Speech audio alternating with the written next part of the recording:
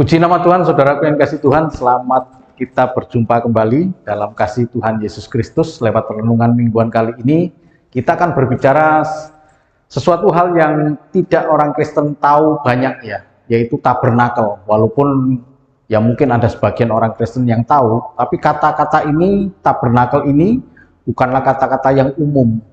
Ya, mari coba kita lihat di dalam Keluaran 25 ayat 8 sampai dengan yang ke-9.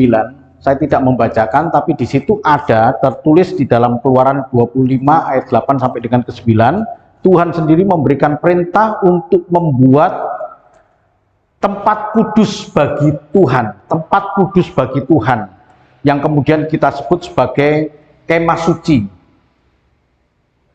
Di dalam Alkitab terjemahan bahasa Indonesia, LAI, tidak mempergunakan kata tabernakel. Jadi kenapa hal ini menjadi kata yang asing atau kata yang tidak banyak orang Kristen tahu, yaitu tabernakel, karena diambil dari terjemahan bahasa Inggris, yaitu tabernacle. Jadi saudaraku yang dikasih Tuhan, tabernakel ini kemudian diterjemahkan dengan kata kemah suci, kemudian juga kemah pertemuan dan kemah Musa. Jadi ada 3 sebutan. Kemah suci disebut kemah suci karena disitulah Allah tinggal. Disebut kemah pertemuan karena bertemunya antara umat Allah dengan Allah sendiri. Disebut kemah Musa karena Musalah yang mendapat perintah untuk membuat kemah di mana Tuhan tinggal. Nah sekarang saudaraku yang kasih Tuhan, apa itu tabernakel? Tabernakel adalah kemah suci, tabernakel adalah kemah pertemuan, tabernakel adalah kemah Musa, di mana 430 tahun lamanya orang Israel berada menjadi budak Mesir. Dan tiba-tiba kemudian Tuhan mengeluarkan mereka dari Mesir menuju kepada tanah yang dijanjikan Tuhan. Bayangkan 430 tahun lamanya mereka budak. Bukan prajurit, bukan orang-orang yang pandai berperang, sekalipun disebut sebagai prajurit Tuhan, padahal mereka budak. Nah, disitulah kemudian dalam Eksodus keluarnya dari Mesir menuju tanah yang dijanjikan Tuhan, kita bisa memahami Tuhan ingin hadir di tengah-tengah 600.000 orang laki-laki atau sekitar 2 juta orang yang keluar dari Mesir itu. Tentu Allah tidak mau meninggalkan mereka. Ya, Allah tidak mau meninggalkan mereka. Dan Allah ingin bersama dengan umatnya dalam proses keluarnya bangsa yang besar ini. Disitulah Tuhan kemudian ingin menunjukkan secara lahiriah kehadiran Tuhan di tengah-tengah umat Israel.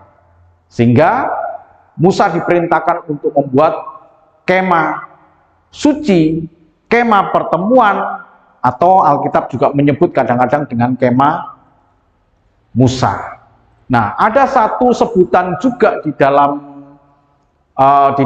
Ibrani 8 ayat yang kedua, itu adalah kemah sejati. Ini juga dalam terjemahan bahasa Inggris disebut tabernacle. Jadi, tapi bukan menunjuk kepada kemah pertemuan di dunia, tapi itu menunjuk kepada kemah yang nanti kita tinggal, kemah sejati yang sebenarnya. Disebutkan dalam Ibrani 8 ayat 2 itu tabernacle. Nah saudaraku yang dikasih Tuhan, jadi kata tabernacle ini harus kita mengerti bahwa itu adalah tempat di mana Tuhan hadir. Musa diperintahkan Tuhan untuk membuat tabernakel dengan ukuran panjangnya 100 hasta, ya, dan kemudian lebarnya 50 hasta. Saya bacakan mengenai ukuran ini dalam Keluaran 27 ayat yang ke-18. Panjang pelataran itu harus 100 hasta, lebarnya 50 hasta, dan tingginya 5 hasta dari lenan halus yang dipintal benang, dan alas-alasnya harus dari tembaga. Jadi pelataran, ya ada pelataran, dan kemudian di tengah-tengah di situ ada ruang kudus dan ruang maha kudus. Ada kemah lagi di tengah-tengahnya itu. tapi seluruh pelataran itu panjangnya 100 hasta. Hasta itu menunjuk kepada dari ujung siku sini sampai kepada ujung tangan, kira-kira 45 cm.